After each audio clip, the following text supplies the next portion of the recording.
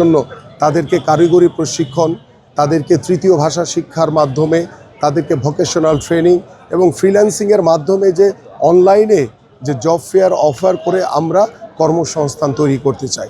ঠিক এইভাবে আমাদের এলাকার আরও অন্যান্য যে বিষয়গুলো রয়েছে, যেগুলো মৌলিক চাহিদা, যেমন গ্যাসের সমস্যা রয়েছে, আমাদের পানির সমস্যা রয়েছে, এই যে মৌলিক যে সমস্যাগুলো রয়েছে, এবং এখানে দেখা গেছে যে দীর্ঘদিন ধরে এই গ্যাসের লাইনগুলো ছিল, অনেক সময় মাটির নিচে এগুলো ত্রুটিপূর্ণ অবস্থায় রয়েছে, সেগুলোকে পুনঃখনন করে কিভাবে আপনার নতুন করে গ্যাসের সংযোগগুলো নিশ্চিত করা যায়, যাতে অনায়াসে আমার এই এলাকার প্রত্যেকটি সাধারণ মানুষ, প্রত্যেকটি ঘরের যারা গৃহিণীরা রয়েছেন, তারা যাতে অবাধে গ্যাস সাপ্লাইটা পায়, সেই বিষয়গুলো নিয়েও কিন্তু আমরা কাজ করছি।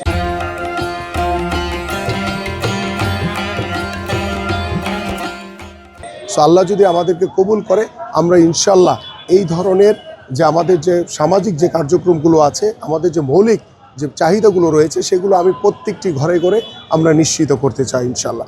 এবং আমার এই এলাকার বেশ কিছু রাস্তাঘাট এখনও নির্মাণ করা হয়নি, সেই এলাকার প্রত্যেকটি এলাকার অলিতে গলিতে আমরা নির্ধারিত মন্ত্রণালয়ের সাথে কথা বলে আমরা তাদেরকে দ্রুত আমরা সেই রাস্তাঘাটগুলো করে দিতে চাই।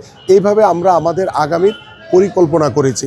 অনেকেই মনে করতে পারে বিএনপি হয়তো বা প্রতিশ্রুতি দিচ্ছে।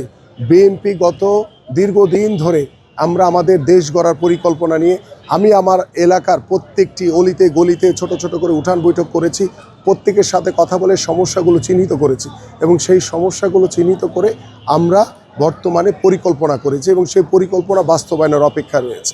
পাশাপাশি আমি একটি বিষয় একটু বলতে চাই। আপনারা দেখেছেন সামাজিক যোগাযোগ মাধ্যমে, যেটি আমার কাছে নজরে এসছে, যে আমরা দেখেছি যে ঢাকা বিশ্ববিদ্যালয়ে যে ডাকসুর যে বর্তমান যে চাকমা, সে বাচ্চাদের বা তরুণদের খেলার মাঠে খেলতে গিয়ে তাদেরকে বাধা দিয়েছে, তাদেরকে কান ধরে উঠবোস করিয়েছে। এটি অত্যন্ত দুঃখজনক। এইটি এখনই যদি এই ছাত্র শিবির তারা যদি এই ধরনের কর্মকাণ্ডের সাথে জড়িয়ে তারা যদি আমাদের যে সমাজ ব্যবস্থা, আমাদের তরুণদেরকে আমরা প্রত্যেকটি মাঠে মাঠে খেলার সুযোগ করে দিতে চাই। আমাদের বাংলাদেশ জাতীয়তাবাদী দল বিএনপির আগামীর ক্রীড়াঙ্গন নিয়ে বাংলাদেশ একটি পেশাদার স্পোর্টসের জায়গায় আমরা চলে যাচ্ছি ইনশাল্লাহ। সেই জায়গায় আমরা খেলাধুলাকে পেশা হিসেবে প্রতিষ্ঠিত করতে চাই। আমরা জাতীয় শিক্ষাক্রমে ৪র্থ শ্রেণী থেকে খেলাধুলাকে বাধ্যতামূলক করতে চাই।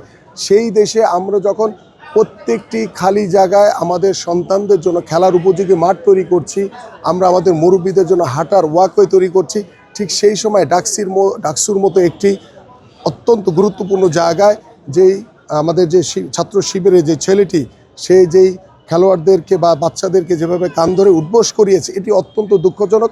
আমাদের মনে হয় এই বিষয়গুলো নিয়ে আপনাদের মিডিয়ার মাধ্যমে আমাদের সাধারণ মানুষের আরও অনেক সচেতন হতে হবে, কারণ আমরা খেলাধুলার একটি সুস্থ জাতি গড়ে তোলার জন্য খেলাধুলার কোনো বিকল্প নেই। সেই খেলাধুলার মাধ্যমে কিন্তু আমরা একটি সুস্থ জাতি গড়ে তুলতে পারি, সেই খেলাধুলার মাধ্যমে আমরা মাদকমুক্ত সমাজ করতে পারি।